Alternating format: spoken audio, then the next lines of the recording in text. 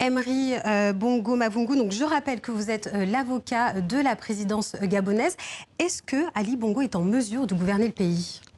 Bien évidemment, madame. Et il le fait chaque jour. Il le démontre chaque jour. Madame, le président de la République est un homme exceptionnel. Sortir aussi rapidement d'un accident vasculaire cérébral relève du miracle. Le chef de l'État est aux commandes du pays. Alors, le chef de l'État est aux commandes du pays. Calvin Job, donc je rappelle que vous êtes l'avocat du collectif Appel à agir, qui a demandé l'expertise médicale. Selon vos clients, est-ce que Ali Bongo est du coup en mesure de gouverner le Gabon? Alors avant toute chose, je veux d'abord remercier d'abord TV5 d'avoir organisé ce débat parce que... Restons en revanche sur justement ce débat pour ne pas perdre de temps, puisqu'il intéresse beaucoup nos téléspectateurs. Je veux juste préciser que vous recevez l'avocat de M. Ali Bongo. Mes clients qui sont gabonais n'ont pas la possibilité d'intervenir devant les chaînes nationales Nous les avons gabonaises. invités directement. Très bien. Voilà. Oui. Donc je vous remercie sur ce point de nous recevoir ce soir. Alors la question de savoir si M. Ali Bongo est apte ou pas à diriger le Gabon, les images parlent d'elles-mêmes. Et mes clients sont en légitimité, ont la légitimité de poser la question au regard des faits de ce qui se passe au Gabon depuis pratiquement 8 mois aujourd'hui. Donc pour nous, la question mérite d'être posée. Alors, il y a une audience qui devait se tenir lundi. Finalement, elle n'a pas eu lieu. Est-ce qu'elle va se tenir? Donc pour nous, l'audience elle va se tenir, vu que de toute manière, il y a une décision qui a été prise par la première présidente de la Cour d'appel de Libreville, qui a estimé que notre requête était recevable, notre appel était recevable. Donc l'audience a été fixée au 26 août dernier. Finalement, le quorum n'était pas atteint. On a renvoyé au 2 septembre. Donc nous serons présents le 2 septembre pour l'audience prévue dans ce cas. Monsieur Mavungu, qu'est-ce qui garantit finalement un traitement équitable devant la justice? Je rappelle que la juge, donc Paulette Akoli, a été suspendue. Elle est à la tête de la cour d'appel de Libreville. Le Gabon est un état de droit, madame. Le magistrat se doit d'obéir à la loi. Ce magistrat s'est écarté, mais alors là, honteusement, de son serment. Et la Cour de cassation, qui est la juridiction suprême au Gabon... Pourquoi s'est-elle écartée, justement, donc la juge, qui a été suspendue, je le rappelle, pendant 2 mois? Ces motivations nous sont inconnues. La Cour de cassation a rendu une décision qui a paralysé la poursuite de cette procédure. Parce que mon excellent confrère Tony Minko Mindong et moi avons saisi la Cour de cassation gabonaise au moyen d'un pourvoi. Et cette saisine emporte immédiatement transmission du dossier de la Cour d'appel vers la Cour de cassation. Donc, dessaisit immédiatement la Cour d'appel judiciaire de Libreville. Donc la Cour d'appel qu'elle dirige. Alors, Calvin Job, donc vous représentez donc, du coup le collectif qui a amené cette affaire devant la justice. Paulette Akoli, donc en charge de la Cour d'appel de Libreville, elle a été suspendue, on vient de le dire. Elle a jugé recevable cette plainte pour l'expertise médicale du président Bongo. Elle a été suspendue. Qu'est-ce que vous attendez aujourd'hui de la justice ? Alors nous attendons de la justice qu'elle rentre dans le carcan d'une justice d'un état de droit. Parce que Mme Akoli, elle est suspendue. On n'est pas dans un état de droit aujourd'hui au Gabon ? La décision, du moins ceux dont on fait face actuellement, semble prouver le contraire, du moins, que nous ne sommes pas dans un état de droit. Parce qu'un état de droit, c'est d'abord quoi? C'est le respect des institutions. Au Gabon, il y a l'institution judiciaire qui est continuellement attaqué par le pouvoir politique. On le voit d'ailleurs avec la suspension de Mme Akoli. Et alors justement, sa suspension, est-ce que ça remet en cause la séparation entre l'exécutif et puis le pouvoir judiciaire? En effet, et c'est comme ça que vous le voyez? C'est comme ça qu'on voit les choses, et surtout, je l'ai d'ailleurs dit à mon confrère lors de la dernière audience, que finalement, c'est ce que j'enseigne à mes étudiants de première année en droit constitutionnel, la séparation des pouvoirs. Et au Gabon, on ne l'a pas. Mme Akoli, elle est suspendue, pourquoi? Pour avoir fait du droit.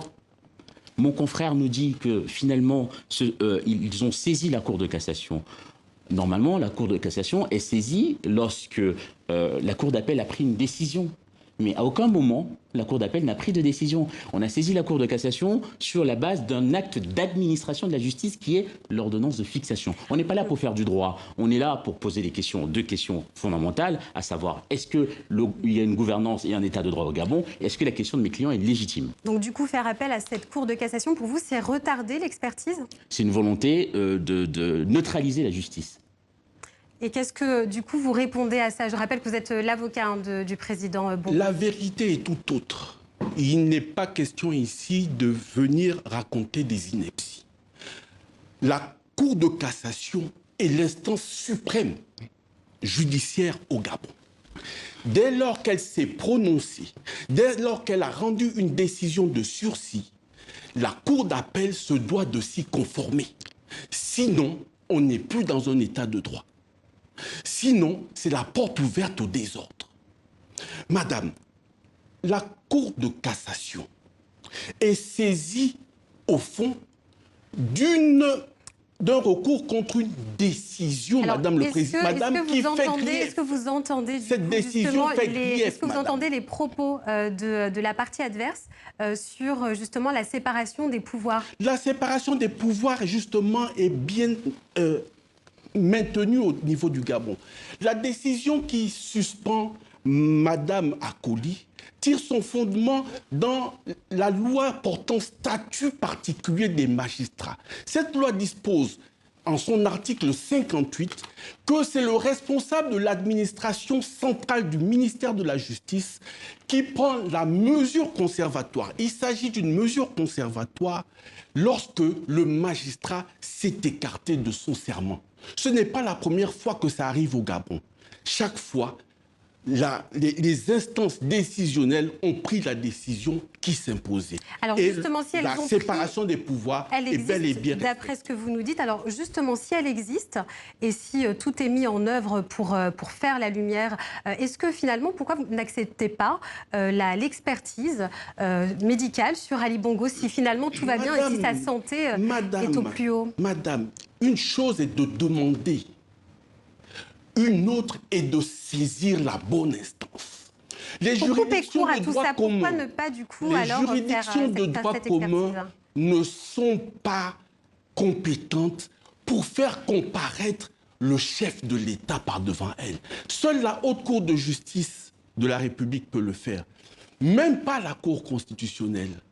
Mais la partie adverse, c'est quelle voie utiliser? Alors, la Constitution si on va au-delà finalement du côté du volet judiciaire, est-ce qu'on peut imaginer qu'Ali Bongo livrerait finalement un bulletin de santé issu d'un organe indépendant? C'est possible ça? Cela ne relève pas des instances judiciaires.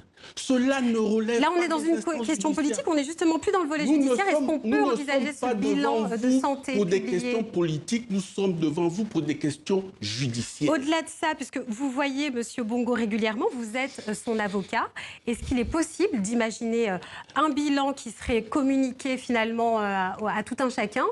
Et est-ce qu'on peut... Madame, il y a des c'est possible procédures pour cela. Il y a des procédures pour cela. Que l'on saisisse les bons organes et ce qui doit être fait le sera. Alors, Calvin Job, est-ce que vous êtes convaincu par les arguments de l'avocat de la présidence gabonaise? Nullement, je m'inscris en faux avec les arguments qui sont présentés. Alors, concernant déjà la suspension de Mme Akoli, quand on regarde la décision, à aucun moment, au regard même de la vie, à aucun moment on lit qu'il y aurait un magistrat ou un quelconque individu qui aurait saisi le ministère de l'Intérieur d'un manquement disciplinaire. D'où ça viendrait alors? D'où?